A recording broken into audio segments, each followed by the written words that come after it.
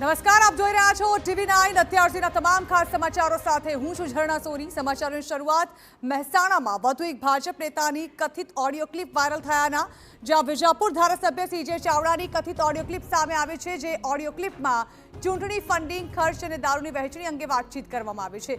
ઓડિયોમાં ચૂંટણી ફંડ અને 2 નંબરના ધંધા અંગે મોટો ખુલાસો થયો છે। CJ ચાવડાને ચૂંટણી લડવા 2 કરોડ મળ્યા હોવાનો કથિત ઉલ્લેખ કરાયો છે। ટિકિટ ફાળવણી અને હપ્તાખોરી અંગેની વાતો પણ ઓડિયોમાં કેદ થઈ છે। વાયરલ ઓડિયો ક્લિપને લઈને જિલ્લાના રાજકારણમાં ખળભળાટ જોવા મળી રહ્યો છે। विधानसभा लड़े तो कांग्रेस में आए तो मैंने 2 करोड़ रुपया आप्या કેટલા કોંગ્રેસમાં જાય એટલે બાકી 50 લાખ ઉપર પૈસો નથી આપતા અને પછી તમારા સગવડ કરી જે કર્યું કરો દારૂ બાર કર્યું નેતાએ વાવ ના કશું જ નહીં સાહેબ। આ તમને કહું હું તો એવું માનતો તો કેટલું બધું ખર્ચો કરતી પણ કશું જ નહીં। અત્યારે તાલુકા પંચાયત, જિલ્લા પંચાયતમાં 30 અને 24, 28 આમાં લડે છે। એમાં એમને જ એમની રીતે સર્વે કરીને 3 સભ્યોને 50-50 હજાર આપવાના છે। કઈ 3 ડેલિગેટો લડે છે જે હાવ ગરીબમાંથી આવ્યા હોય 50,000। ઉલ્લેખનીય છે કે ઉત્તર ગુજરાતમાં ભાજપની ઓડિયો ક્લિપ પોલિટિક્સ શરૂ થયું છે। થોડા દિવસ પહેલા મહેસાણાના એક નેતાએ પૂર્વ નાયબ મુખ્યપ્રધાન નીતિન પટેલ વિરુદ્ધ ટિપ્પણી કરી હતી અને ફરી એકવાર મોટા નેતાનો ઓડિયો વાયરલ થયો છે। આ અંગે વધુ માહિતી સંવાદદાતા મનીષ મિસ્ત્રી પાસેથી મેળવીએ। મનીષ, CJ ચાવડાના નામે એક કથિત ઓડિયો ક્લિપ વાયરલ થઈ રહી છે। જાણવા માંગીશું કઈ રીતે મહેસાણા જિલ્લાનું રાજકારણ હવે આ ઓડિયો ક્લિપથી ગરમાયું છે।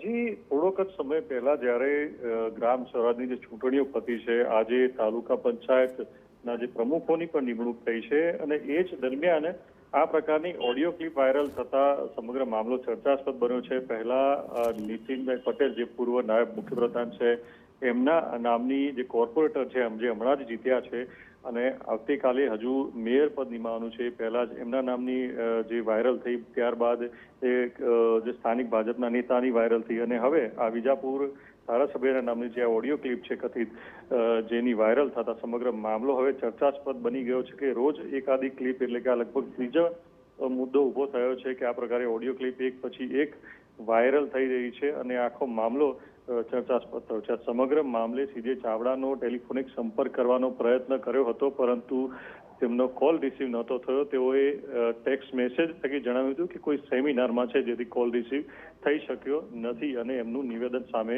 આવી શક્યું નથી। હવે આ સમગ્ર જે મામલો છે તેમાં જે નીતિન પટેલ વાળો જે મામલો છે તેની અંદર જે ચંદ્રકાંત પટેલ કોર્પોરેટરને જિલ્લા ભાજપ પ્રમુખે 3 દિવસમાં ખુલાસો કરવા માટે લેખિતમાં પણ સૂચના આપી દીધી છે। ત્યારે ત્યારબાદના જે 2 મામલા છે એમાં આ એક નવો મુદ્દો સામે આવ્યો છે। તે મામલે પણ ભાજપ જિલ્લા પ્રમુખ દ્વારા શું નિર્ણય લેવામાં આવે છે તે જોવું રહ્યું।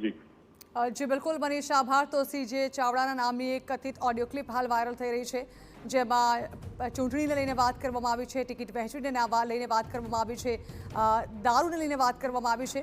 ત્યારે હાલ તો આ વાયરલ ઓડિયો ક્લિપને લઈને જિલ્લાના રાજકારણમાં ખળભળાટ મચી ગયો છે।